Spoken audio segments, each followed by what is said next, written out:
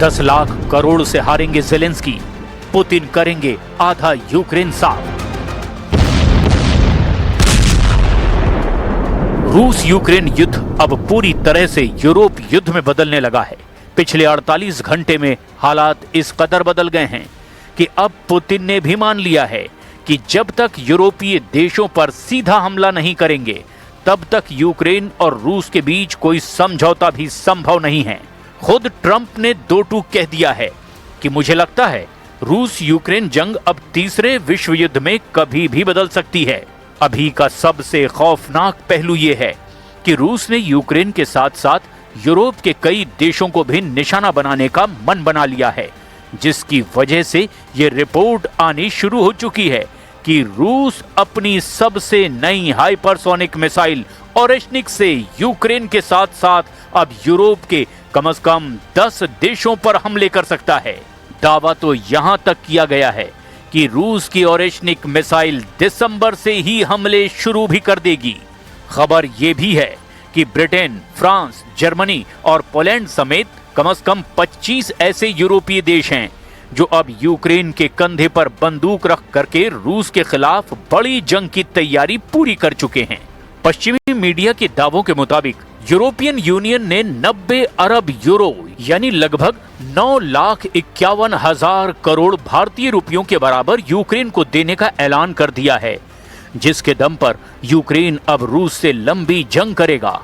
खबर तो यहां तक आ रही है कि अमेरिका को भी भनक लग चुकी है कि यूरोप अमेरिका के 28 सूत्रीय फॉर्मूले को रूसी फॉर्मूला बताकर जानबूझकर खारिज कर रहा है ताकि रूस यूरोप पर हमला करने के लिए मजबूर हो जाए।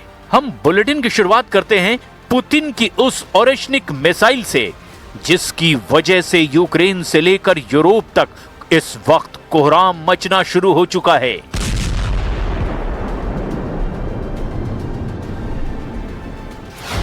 बेलारूस में ओरेशनिक मिसाइल, निशाने पर आधा यूरोप। लगभग 1400 दिन से चल रहा रूस यूक्रेन युद्ध वैसे तो रूस के पक्ष में जाता हुआ साफ दिख रहा है, लेकिन जिस तरह से यूरोपीय देश यूक्रेन की मदद के बहाने आग में घी डाल रहे हैं, उसने रूस यूक्रेन जंग को तीसरे विश्व युद्ध में पहुंचा भी दिया है।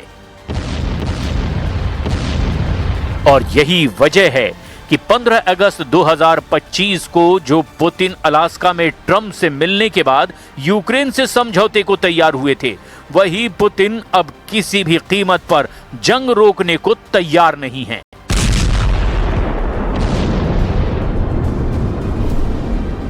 पिछले 3 हफ्तों से पुतिन ने अपने सैन्य कमांडरों के साथ मिलकर जो जंगी तैयारियां की है, वो चीख चीख कर कह रही हैं कि पुतिन अब तीसरे विश्व युद्ध के साथ साथ बहुत बड़ी परमाणु जंग की तैयारी पूरी कर चुके हैं।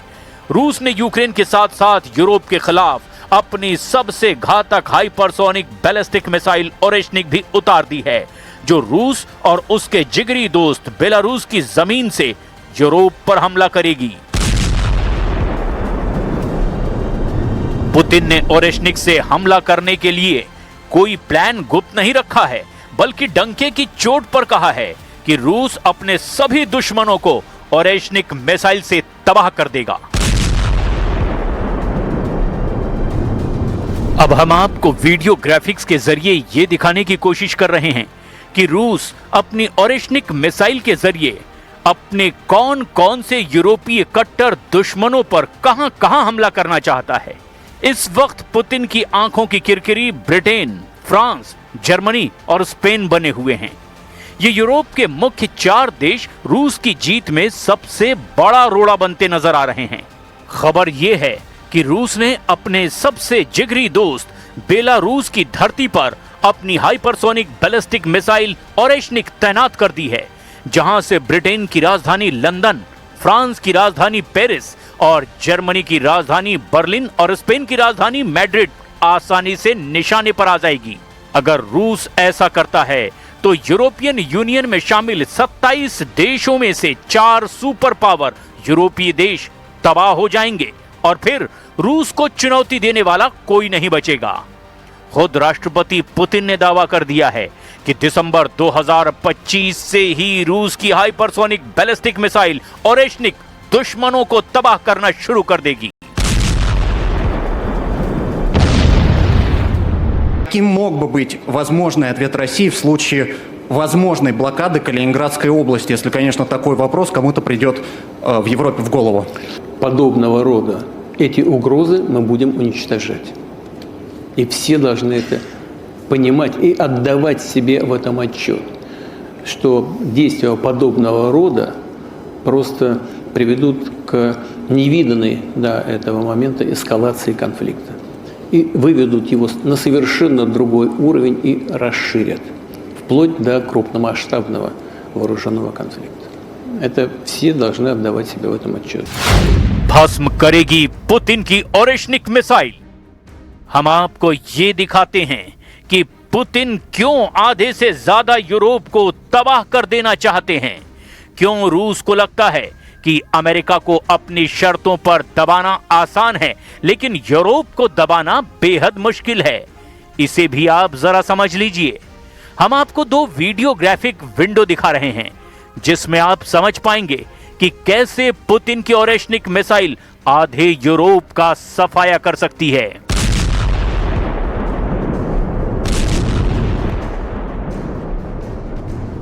रूस की नई ओरेशनिक हाइपरसोनिक बैलिस्टिक मिसाइल की मारक क्षमता और दूसरे दायरे में आने वाले यूरोपीय देशों से जुड़ी हैरान करने वाली रिपोर्ट भी सामने आने लगी है। रूसी, यूरोपीय और पश्चिमी देशों की मीडिया के मुताबिक रूस ने बेलारूस से ओरेशनिक को लॉन्च करने की पूरी तैयारी कर ली है। दावों के मुताबिक बेलारूस से लॉन्च किए जाने पर रूस की ओरेशनिक मिसाइल 10 मिनट से भी कम वक्त में ब्रिटेन की राजधानी लंदन या फिर फ्रांस की राजधानी पेरिस में परमाणु तबाही मचा सकती है। ओरेशनिक एक इंटरमीडिएट रेंज बैलिस्टिक मिसाइल यानी IRBM है जिसकी आधिकारिक मारक क्षमता 1000 से 5500 किलोमीटर के बीच बताई गई है।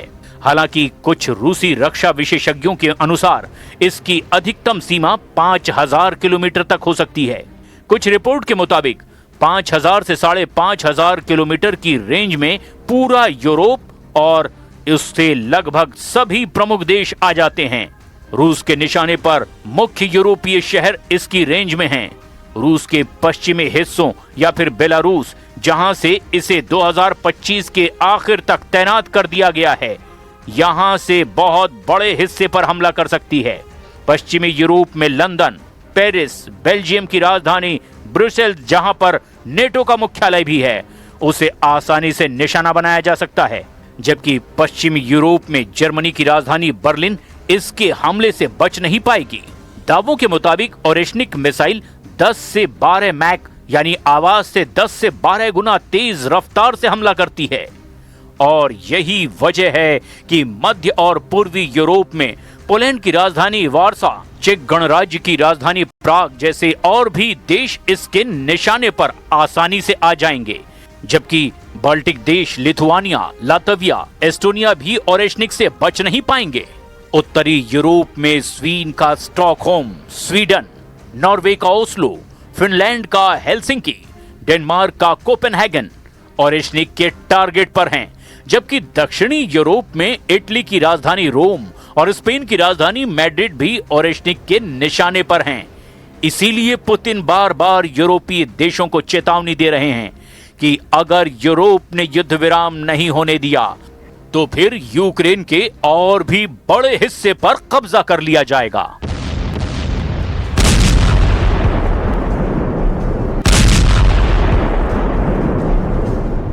Зараз не тільки отримує підтримку від наших друзів, від наших сусідів, але й пропонує досвід свого захисту в цій війні. Сьогодні Україна володіє найбільш передовими технологіями захисту життя людей та найбільш сильними можливостями виробництва зброї.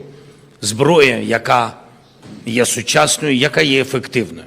І я пропоную Польщі увесь цей досвід. Ми про це сьогодні говорили з президентом. यूरोप ने दिए 10 लाख करोड़, जेलेंस्की करेंगे 10 महीने और जंग। ऐसे हालात में यूरोप को लगता है कि अगर यूक्रेन को और ज्यादा सैन्य मदद नहीं दी तो रूस यूक्रेन को जीतने के बाद यूरोपीय देशों पर हमला शुरू कर देगा। इसीलिए यूरोपियन यूनियन ने 90 अरब यूरो यानी लगभग 1,51,000 करोड़ रुपए के बराबर यूक्रेन को देने का ऐलान कर दिया है ताकि यूक्रेन जंग जीत सके। हैरानी की बात तो यह है कि यूरोप जो पैसा यूक्रेन को दे रहा है उसकी वसूली भी रूस से कर रहा है। खबर है कि यूरोप में मौजूद रूस की 22,28,000 करोड़ रुपए यूरोपीय देशों ने जब्त कर लिए, जिसको बेचकर वो पैसा यूक्रेन को देगा। ऐसे हालात में रूस के पास एक ही विकल्प बचा है कि वो यूक्रेन के साथ साथ यूरोप पर भी सीधा हमला करे और ऐसी स्थिति में तीसरे विश्व युद्ध को रोकना असंभव है। और अगर ऐसा होता है तो दुनिया का सर्वनाश तय है, क्योंकि कोई भी पक्ष हार बर्दाश्त नहीं कर पा रहा है।